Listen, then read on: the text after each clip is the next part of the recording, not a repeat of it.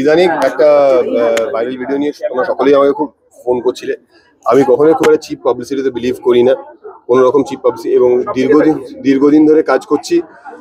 আমার নামে কোনো বদনাম নেই, কোনো পুলিশ কেস নেই, কোনো রাজনৈতিক দলের খুঁটি ধরে আমি চলি না। আমি নিতান্তইভাবে একাগ্রতার সঙ্গে কাজ করি এবং কাজ করে বাড়ি চলে যাই। ইদানিং যেটা হয় যে একটু ভালো কাজ করলে পরে, একটু মানুষের প্রিয় হলে পরে, কোথাও একটু পরিচিতি তৈরি হলে পরে, যেমন অনেক মানুষের ভালো লাগে, অনেক মানুষের আশীর্বাদ থাকে, তেমন অনেক মানুষের ঈর্ষা, অনেক মানুষের ক্ষোভের মুখেও পড়তে হয় আমাদেরকে। এবং সেখান থেকেই তৈরি করা এমন একটি এআই ভিডিও, যেটা আপাতত সোশ্যাল মিডিয়ায় মাঝে ঘুরছিল।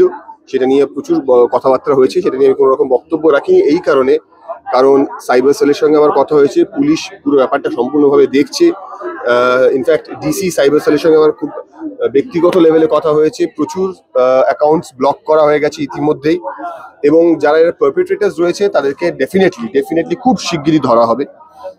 বাট বিয়ন্ড অল দিস, আমি এটাও বলতে চাই যে একজন মানুষ যখন খুব একাগ্রতার সঙ্গে কাজ করছে এবং খুব অনেস্টলি একটা হার্ডওয়ার্ক দিয়ে নিজের একটা জায়গা তৈরি করার চেষ্টা করছে, তখন এরকম ঘটনা প্রচুর ঘটতে থাকে।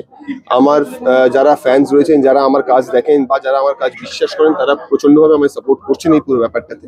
এবং এটাই বলতে চাই যে 20 বছর ধরে কিন্তু আমি এমনি কাজ করে আসিনি এই ইন্ডাস্ট্রিতে। আজ 20 বছর এই ইন্ডাস্ট্রিতে কাজ করছি, যেই অনেস্টিটা নিয়ে কাজ করেছি সেটা এইভাবে একটা ইন্টারনেট ট্রোলে মুছে যাওয়ার জন্য নয়। সুতরাং আমি ছিলাম, আছি এবং আগামী দিনেও থাকবো। এইভাবে আমাকে দমিয়ে রাখতে পারবে না। কাজের ক্ষেত্রে কতটা এফেক্ট পড়ে? কোনো এফেক্ট পড়ে না, কোনো এফেক্ট পড়ে না। Nothing, it doesn't effect me one bit. আচ্ছা, এতদিন চুপ ছিলে because it's a police case. আমার পুলিশের সঙ্গে কথা হচ্ছিল, কারণ আমি আবারও বলছি, চিপ পাবলিসিটি আমি বিশ্বাস করি না। এবং যেটা আসল কাজ হচ্ছে যে কারা এই ধরনের কাজ করছে তাদেরকে খুব শিগগিরই ধরে ফেলা, সেটা নিয়েই আমার মেন মোটিভ ছিল। আমি দুবার লালবাজারেও গেছি ইতিমধ্যে, ডিসি সাইবারের সঙ্গে আমার কথাও হয়েছে এবং একাধিক বড় পুলিশ কর্তার সঙ্গে কথা হয়েছে। তারা আশ্বাস দিয়েছেন যে এটা খুব শিগগিরই যারা করেছে, কারণ এটা যারা করেছে এইটুকু বোঝে না যে এই জিনিসগুলোকে ইজিলি ট্রেস ব্যাক করা যায় ইন্টারনেটের থ্রু দিয়ে। It is very easy to do it and it will be done very soon. That's all. আরেকটা জিনিস, যে লিংকগুলো ডিলিট করে দেওয়া হয়েছে কিন্তু যারা নামিয়ে নিয়েছে তাদের জন্য কি অ্যাকশন হবে?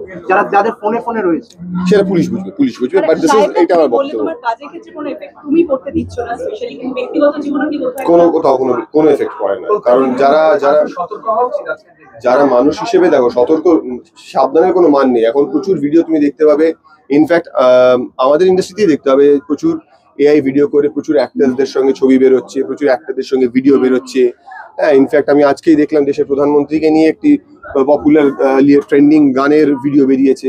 সুতরাং এইগুলো তো, যেমন প্রত্যেকটা টেকনোলজির একটা কি বলবো, ভালো দিক থাকে, একটা খারাপ দিক থাকে। হ্যাঁ, তো সেটার কেউ অপব্যবহার করছে, এটা আমাদের আনফর্চুনেট আমাদের জন্য। বাট সেটা মানে ভালো ব্যবহারও রয়েছে, সেগুলোও হচ্ছে।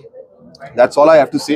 And since this case is subjudiced, এর থেকে বেশি কিছু বলতে পারছি না এই মুহূর্তে। বাট এইটুকু আপনাকে আশ্বাস দিতে পারি, এবং আমার সকল ফ্যান্সদেরকে আমার এই বক্তব্যটা, বিশেষ করে আমার যারা অনুরাগীরা, যারা আমার কাজ দেখেন, যারা আমাকে পছন্দ করেন, তাদের জন্য এইটুকু বলতে পারি যে খুব স্ট্রং একটা অ্যাকশন খুব শিগগিরই নেওয়া হবে, এবং যারা এটা করেছেন তাদেরকে খুব ইজিলি ট্রেস ব্যাক করা যাবে।